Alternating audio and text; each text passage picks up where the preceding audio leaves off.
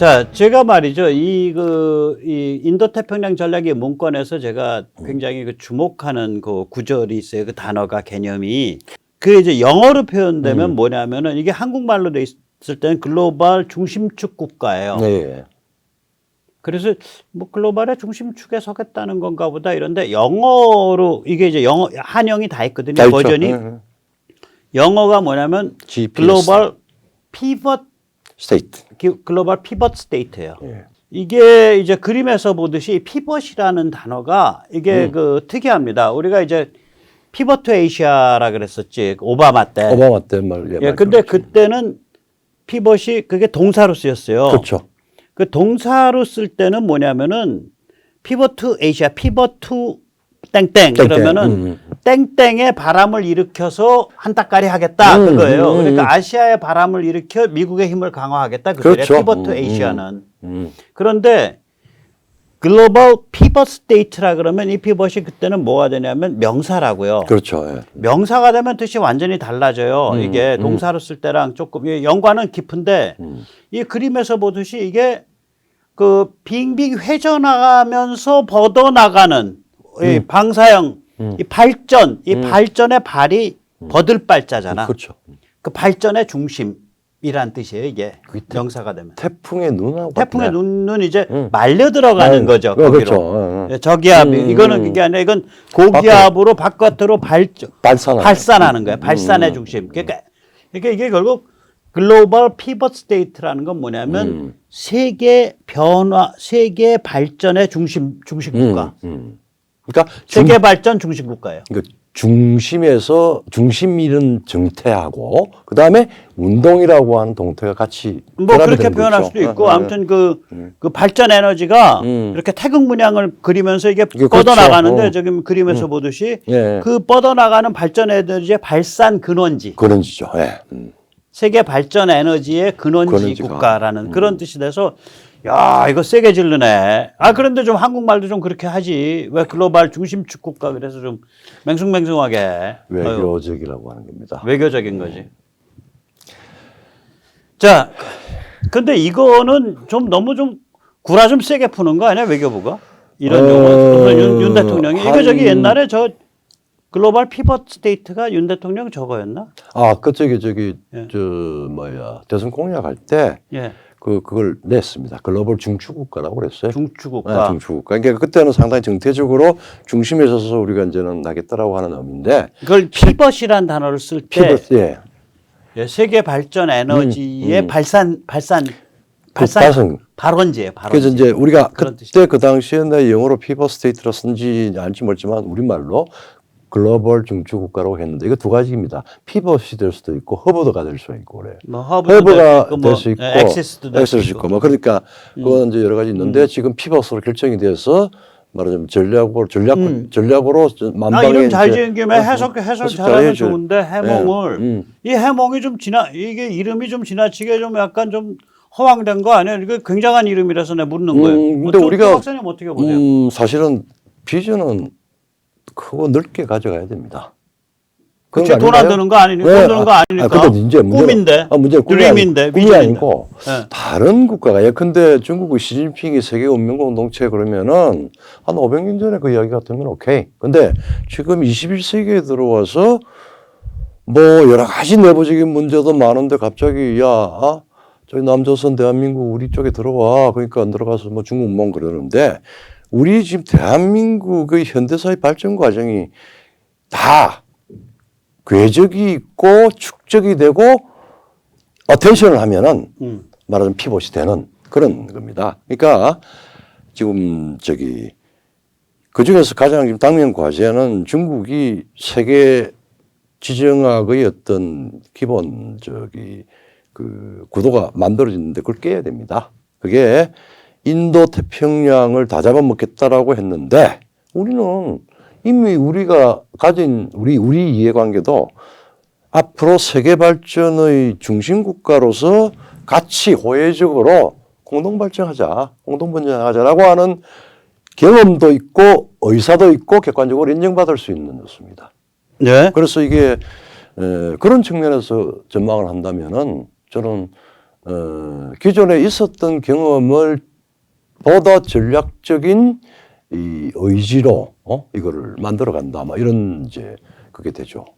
그게 이제 그런 이유가 지금 고까지 인도태평양은 정말 개발 도상국들이 많죠. 앞으로 개발의 의지가 굉장히 많은 국가들이 있는데 또 석유 자원, 석유 가스 자원의 메카죠. 센터고. 예. 그다음에 그 걸프만 국가.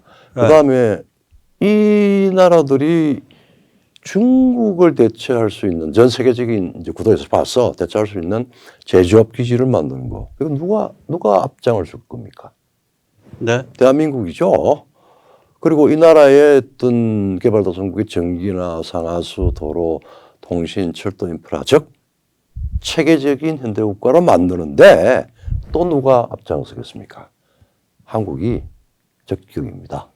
예, 그러니까 이제 중국이 가지고 있었던 이 인도태평양 일대에서 중국이 가지고 있던 그 음흉한 그 구도가 있는데 우리가 그냥 천연덕스럽게 그거 저기 인류 보편의 가치에 따라서 그리고 규칙 기반 국제 질서에 따라서 우리 호혜적으로 잘 발전하면 됩니다. 우리 앞으로 인도태평양 국가 다 잘 챙겨서 발전할게요. 이러면서 나라마다 다 중국을 대체할 제조업 만드는 거 같이 가고 그 다음에 발전할 수 있는 그 무슨 인프라나 뭐 전력 가는데 중국 회사들 어깨로 밀어버리고 이러면은 그게 반중이네. 그렇죠. 그게 반중인데. 근데 그러니까 중국의 그 지정학적 구도가 다 깨지는 거네. 그렇죠.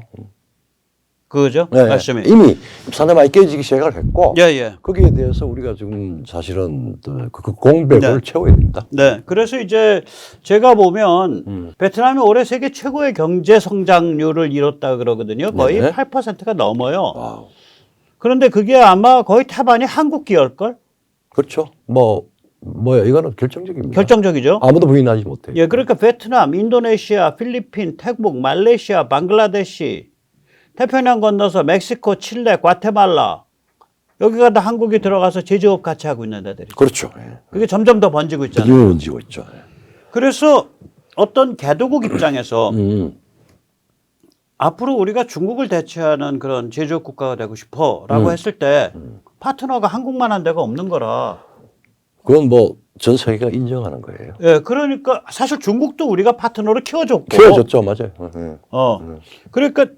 그러니까 이게 이제 중국 입장에서는 얘들이 이제 팔 걷어붙이고 한국 애들이 팔 걷어붙이고 인도태평양 전체 다 쓸고 다니면서 인프라 깔고 전기 놓고 공장 짓고 이러고 다니겠다는 소리야. 우리 망했네. 이렇게 되는 거지. 근데 사실은 그 소리지. 근데 개도국만 있는 게 아니라 예. 태평양에는 미국이 그러네. 진짜. 미국이랑도 같이 먹고 살아야 되네. 왜냐하면 지금 우리 한국 그러니까 이제 소위 말하자면 향후 4차 산업 시대 AI 등등등 해서 우리의 미래 먹거리의 가장 중요한 기술 원천이자 또 거기 시장이 되는 그리고 또 서로 제휴할 수 있는 미국이 존재합니다. 원전, 전기차, 배터리, 반도체, 자원 개발 뭐 등등등 우리가 아마 우리가 막 열심히 찾아다니기 전에 미국이 먼저 같이 합시다라고 지금 계속 축적이 돼 가고 있죠. 네네, 그렇죠. 네. 그러니까 이게 이제 말하자면은 지금 개도국가, 최선진국가의 그걸 경계 없이 같이 파트너십을 할 수 있는 적격 국가가 바로 대한민국이죠. 그리고 이제 중국을 이제 말하자면 중국과 세계 경제가 디커플링이 되도록. 그렇죠. 그러니까 중국을 세계 1등 제조업 기지의 지위가 중국으로부터 박탈되도록 다른 데다가 제조업 기지 많이 만들고 다니고. 근데 우리가 디커플링이라는 용어를 우리 백모생하고 그렇죠. 우리가 선택해. 처음에 우리가 디스인게이지먼트 디커플링하다 디커플링 그게 자기에 의해서 디커플링 한다라고 하는 의미를 했는데 지금은 중국 스스로가 그 부분을 방어하다 보니까 스스로 중국이 공동화가 돼요. 알짜배기 자금이나 그거는 이런 그렇게 복잡하게 말씀하시면 안 되고 간단해요. 혼자서도 잘 망해요. 다음에 엑소더스예요. 혼자서도 잘 망해요. 예. 엑소더스 from China입니다. 그리고 뭐 이제 인프라나 에너지는 더 말할 것도 없어요. 네. 일단 요 세계 그 석유가스의 그 아주 핵심인 걸프만 지역, 이 지역의 인프라, 전력, 무기, 담수 플랜트, LNG 운반선 이거 가장 중요한 파트는 한국이잖아. 그게 뭐냐면 지금 방금 아프리카 이야기 하시려고 그런 거죠? 예. 그 이야기를 해보십시오. 아프리카요. 그거 아프리카 그 모잠비크 굉장히 잘 예. 못 사는 나라거든요. 근데 예. 그게 이제 바다에서 이제 LNG가 난단 말이에요. 예. 그러면 이제 바다가 그게 연안이랑 가까우면 예. 그 LNG 가스정에서 해저 파이프로 해서 육상의 LNG 공장에서 이걸 액화를 시킬 수가 있는데 예. 이게 한참 멀어져 깊은 바다에서 LNG가 나버리면 그렇죠. 선박 일체형 LNG 공장을 지어야 되는데 그게 전 세계에서 지금까지 4척밖에 안 지어졌어요. 스팟 팩토리요? 네, 그러니까 선박 일체형 해요? LNG 공장. 그러니까 그러니까 FLNG라고 불러요. 예. 근데 4척밖에 안 지어졌는데 그게 다 한국에서 지었거든. 그렇죠. 그 한국 발명품이야 말하자면 그 네 번째가 우리가 모잠비크에 지어준 거라. 그렇죠. 그리고 거기 우리가 석유가스 그 가스정에 우리 지분 참여도 하고 그 굉장히 가난한 나라인데 그래가지고 요번에 이제 이 에너지 가격 튀고 이러면서 이제 딱 기본적으로 이제 딱 이제 그 뭐야 고객 딱 확보하고 시작한대지 거긴. 그러니까 규칙에 기반해서 예. 그다 플러스 이 우리가 발전한 네. 그 모델을 참조를 해서 또 공유까지 하는 기여까지 해서 예, 예. 한단 말이죠. 예. 자, 그리고 인도 태평양은 아니지만은 예, 예. 사실은 이 아프리카라고 하는 게 사실은 이게 이 사실 점으로 발전 네네. 가능성이 있는데 점으로 연결되는데 이집트에서 이미 원자력, 도로 건설, 무기 공급 뭐 그런 거 이미 굉장히 활발하게 지금 그렇죠. 전개가 되고 있죠. 네, 그렇죠.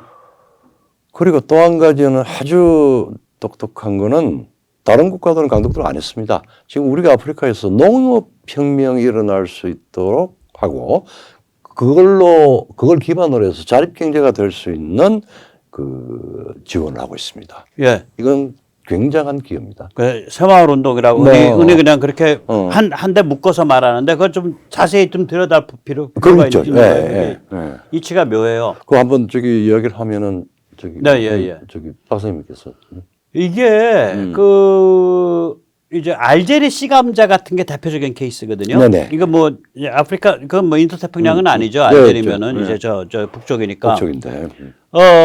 이게 뭐냐면은 이 사람들이 이때까지 씨감자를 하려면 감자밭에다가 그 네, 조각난 뭐 씨감자 심어야 심고, 되잖아. 그렇죠. 근데 그걸 그냥 집에 있는 감자 잘라서 심으면은 매년 해가 거듭될수록 이게 떨어져요. 떨어지죠. 예. 그래서 씨감자를 따로 이 사람들이 유럽에서 사다 갔어. 예.